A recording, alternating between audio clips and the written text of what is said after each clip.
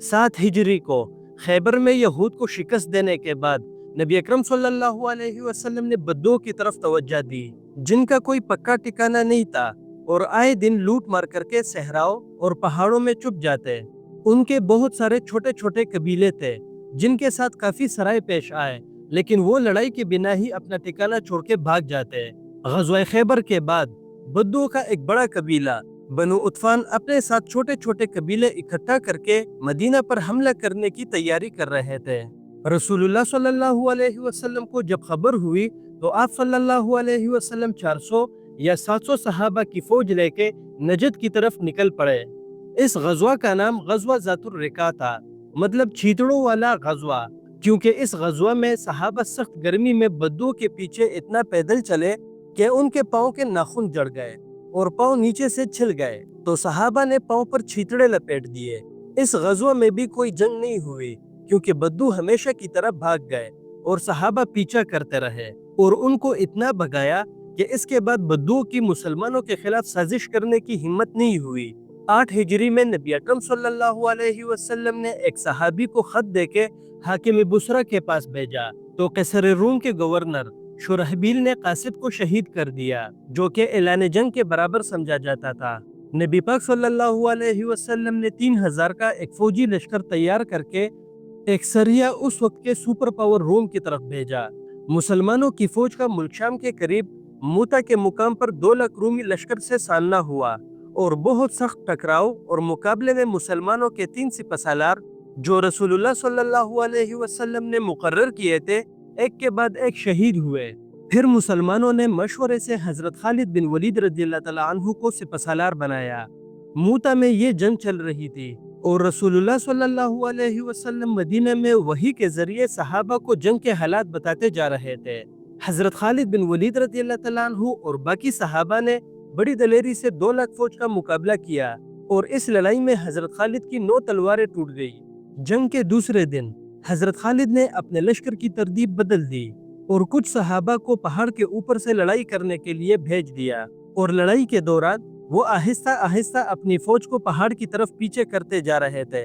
दुश्मन को लगा कि मुसलमान ने बैकअप बुलाया है और पहाड़ों में ले जाके मारने वाले हैं, तो रूमी लश्कर इतने ज्यादा तादाद के बावजूद आगे नहीं आया और वापस चला गया। इस जंग में 12 मुसलमान शहीद हो गए और मुसलमान अपनी सहाबी की शहादत का उस वक्त तो इंतकाम नहीं ले सके, लेकिन अरब और आसपास के बादशाहों में मुसलमानों की शोहरत बढ़ गई कि इतनी बड़ी फौज से मुसलमान बहिफाजत वापस निकल गए और उल्टा रूमी फौज भाग गए। जंगी मूता मुसलमानों की अरब से बाहर पहली लड़ाई थी और इसके बाद मुसलमानों ने रोम और फारिस की तरफ कार्रवाई शुरू कर दी। 8 हिजरी को कुरैश ने अमन के मुआहिदे सुलह हुदैबिया की खिलाफ वर्जी की, जिस पर नबी अकरम सल्लल्लाहु अलैहि वसल्लम ने 10,000 का लश्कर तैयार करके मक्का का रुख किया और लश्कर ने जमूम के मुकाम पर पड़ाव डाला। आज उस जगह पर मस्जिद फतह बनी है। मस्जिद फतह की ज़ियारत आज भी आप कर सकते हैं। सहाबा ने यहाँ अपने अपने खेमे के बाहर आग जलाई कि मक्का वालों के दिल में खौफ पैदा हो। हजरत अब्बास रज़ियल्लाहु तआला अन्हु अपनी पनाह में अबू सुफियान को नबी अकरम सल्लल्लाहु अलैहि वसल्लम की खिदमत में ले आए, जो इस्लाम का अजीम तरीन दुश्मन था, जिसने बदर, उहुद और खंदक जैसी खूनी जंगें मुसलमानों के खिलाफ लड़ी, और वो अल्लाह ताला के करम से फतह मक्का के मौके पर इसी जगह पर मुसलमान हुए और सहाबी जैसे मर्तबे पर फाइज हुए। नबी करीम सल्लल्लाहु अलैहि वसल्लम की किसी से जाती दुश्मनी या जंग नहीं थी। उनका मकसद तो सारी दुनिया में शरीयत का निज़ाम लाना था और वहशी, हिंदा या अबू सुफियान जैसे तकलीफ देने वालों की भी खुशी से इस्तकबाल करते। अबू सुफियान ने अभी कुछ देर पहले दीन इस्लाम कबूल किया था और मक्का का सरदार होने की वजह से उनको पशेमानी से बचाने के लिए नबी अकरम सल्लल्लाहु अलैहि वसल्लम ने अमन का एक तारीखी ऐलान किया कि जो अपने घर का दरवाजा अंदर से बंद कर ले उसको अमन है, जो अबू सुफियान के घर पनाह लेगा उसको अमन है, और जो मस्जिद हराम में पनाह लेगा उसको अमन है। गोया के नबी पाक सल्लल्लाहु अलैहि वसल्लम ने एक शिकस्तखोर और मगलूब सरदार की इज्जत उसके कौम के सामने ज़मीबोस होने न दी। अबू सुफियान तेजी से मक्का पहुंचा और सबको हालात से आगाह किया, तो सारे लोग अपने घरों और मस्जिद हराम की तरफ भागे, लेकिन कुरैश के कुछ जवानों ने लड़ने का फैसला किया, जिनका सामना हजरत खालिद बिन वलीद और उनके रुफका के साथ हुआ। اور لڑتے ہوئے 12 مشرکین مارے گئے۔ یہ ویڈیو میں آپ کو جو جگہ نظر آ رہی ہے اس کے بارے میں کہا جاتا ہے کہ یہاں حضرت ابو سفیان رضی اللہ تعالیٰ عنہ کا گھر ہوا کرتا تھا اور یہاں پناہ لینے والوں کے لیے امن کا اعلان کیا گیا تھا۔ اللہ تعالیٰ بہتر جانتا ہے۔ فتح مکہ کے موقع پر نبی اکرم صلی اللہ علیہ وسلم کے حکم سے جس جگہ فتح کا جھنڈا گڑا گیا تھا اس جگہ مسجد الرایا بنی ہے۔ رایا عربی زبان میں جھنڈے کو کہتے ہیں۔ رسول اللہ صلی اللہ علیہ وسلم نے فتح مکہ کے موقع پر عام معافی کا اعلان کر دیا، سوائے 9 بندوں کے جن کے نام آپ صلی اللہ علیہ وسلم نے بتا دیے کہ اگر وہ خانہ کعبہ کے پردے کے پیچھے بھی پائے جائے تو انہیں قتل کر دیا جائے۔ یہ سارے وہ لوگ تھے جو ابھی بھی مسلمان نہیں ہوئے اور ہجرت سے پہلے نبی اکرم صلی اللہ علیہ وسلم پر ظلم اور جبر کرتے رہے۔ ان 9 بندوں میں سے بھی جو مسلمان ہوا ان کو معاف کیا گیا۔ مکہ میں مسجد شجر کے سامنے آپ کو مسجد الرایا نظر آئے گا جس کی آپ زیارت کر سکتے ہیں۔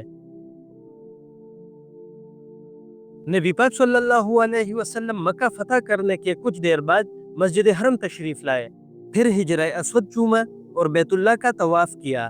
پھر آپ صلی اللہ علیہ وسلم نے اپنے کمان سے 360 بتوں کو ٹوکر مار کے گرا دیے جو بیت اللہ کے ارد گرد اور اندر تھے، اور قرآن شریف کی یہ آیت پڑھتے جاتے کہ حق آ گیا اور باطل مٹ گیا اور باطل کو تو مٹنا ہی تھا۔ پھر نبی پاک صلی اللہ علیہ وسلم نے عثمان بن طلحہ کو بلا کر ان سے خانہ کعبہ کی کنجی لی۔ ہجرت سے پہلے رسول اللہ صلی اللہ علیہ وسلم نے عثمان بن طلحہ جن کا تعلق شیبہ خاندان سے تھا ان سے خانہ کعبہ کی چابی طلب کی اور کہا کہ میرا جی چاہتا ہے کہ میں خانہ کعبہ کے اندر نماز ادا کروں، لیکن اس نے انکار کیا اور کہا کہ خانہ کعبہ کے اندر صرف سردار جا سکتے ہیں۔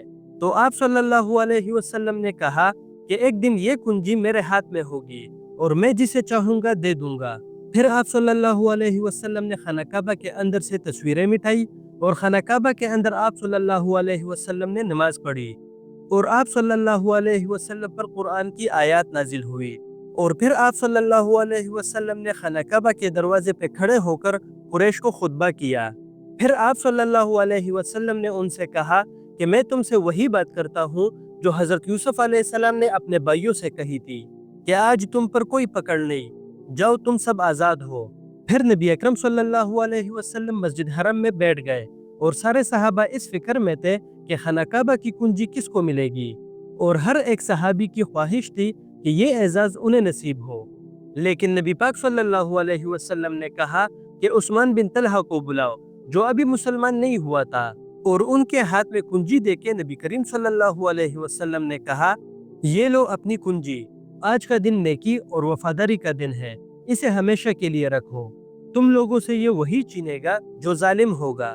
یہ حسن اخلاق دیکھ کے عثمان بن طلحہ مسلمان ہو گئے، اور آج تک یہ کنجی حضرت عثمان بن طلحہ رضی اللہ تعالیٰ عنہ کے خاندان ہی کے پاس نسل در نسل چلی آ رہی ہے۔